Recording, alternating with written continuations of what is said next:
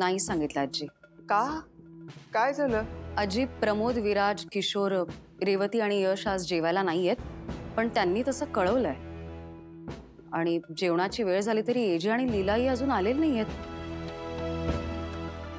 म्हणजे ते येणार आहेत, नाही येणार आहेत, त्यांचं जेवण करायचंय का नाही काहीच इन्फॉर्म केलेलं नाहीये. मग मला कसं कळणार? मी नाही सांगितलं मेन्यू. अगं मग आपल्या पुढचं सांगायचं होता, असतात काय एवढं? आजी पण हे अनफेअर आहे ना, म्हणजे घरातले सगळे नियम फक्त आम्हीच पाळायचे. हो ना, म्हणजे रात्री सगळ्यांनी एकत्र जेवायचं हा एजंटचाच नियम आहे आणि आता तेच तो पाळत नाही. नियमांना अपवाद असू शकत नाही का बाळा?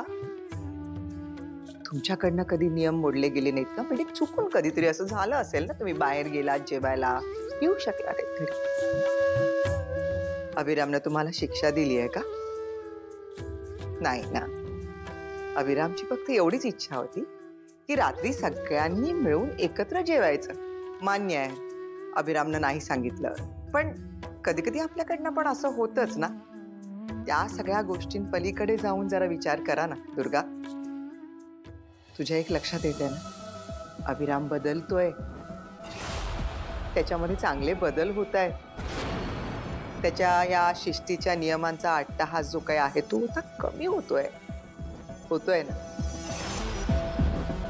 घर कसं अगदी हसतं खेळतं राहत आहे लीलामुळे. चांगली गोष्ट आहे ना. मग ही आपण पण ही स्वीकारायला हवी.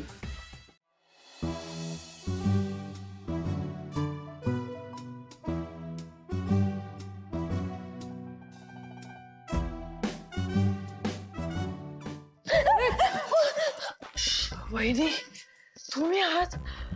मला वाटलं दुसराच कोणीतरी. घाबरले ना मी. मला तर वाटलं चोरच आला. सर, चोर कसा येईल? खिडकीतून. म्हणजे बघा, चोरीतून खिडकीतून येईल. काय चाललंय हे तुमचं? वहिनी वहिनी मी सांगते.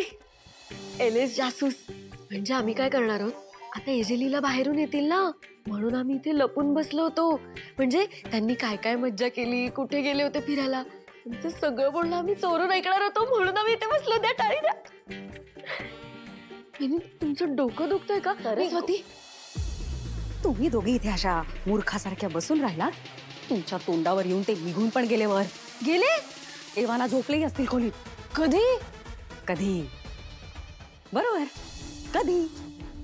तुम्हाला कसं करणार कधी? तुम्ही हेच की तू इतकी सुंदर आहेस की लक्ष दुसरीकडे जातच नाही. वो तो मैं हूँ ही, म्हणूनच मला काही झालं तरी ऍक्ट्रेस बनायचंच आहे. हे कसं आहे ना, ऍक्ट्रेस होण्यासाठी 3 डिपार्टमेंट्स मध्ये ब्रिलियंट असायला लागतं. ते म्हणजे good looks and good looks. Correct. इतकी नौटंकी आहेस ना तू. परफेक्ट फील्ड आहे तुझ्यासाठी. बरं चला याच्या आता झोपूया. वाजलेत बघा किती. खरंच झोपायचं? म्हणजे काय, आता ऍक्ट्रेस आहे ना मी, त्यामुळे ब्युटी स्लीप खूप गरजेची असते. नाहीतर ना मग डोळ्याखाली डार्क सर्कल्स येतात, चेहरा पण फ्रेश दिसत नाही. सो झोपावं तर लागेलच. सिरियसली?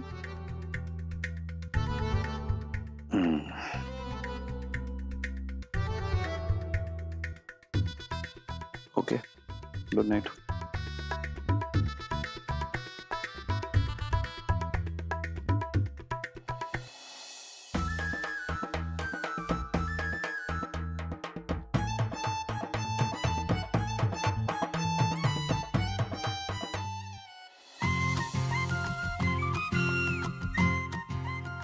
गुड नाईट अभि.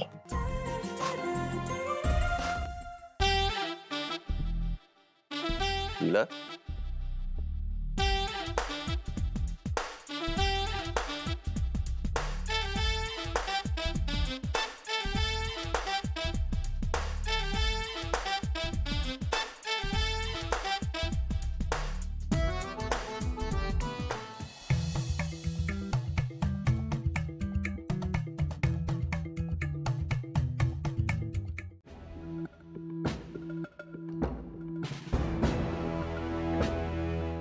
लीलाई, तुम्ही काही ठरवण्याआधी विचार करायला हवा ना.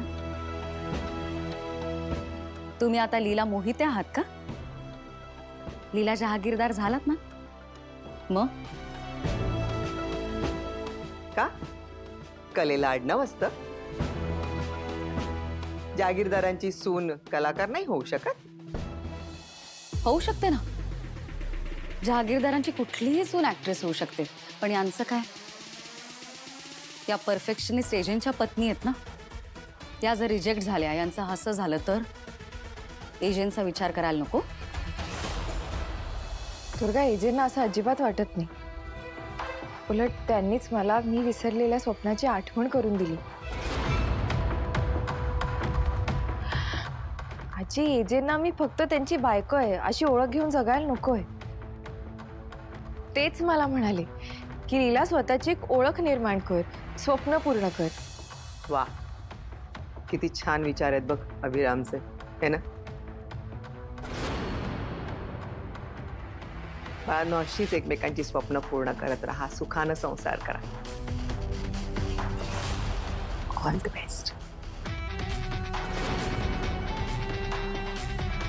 तुझं चालू हा? मी आहे खाली. आहे ह्या बाळांनो खाली.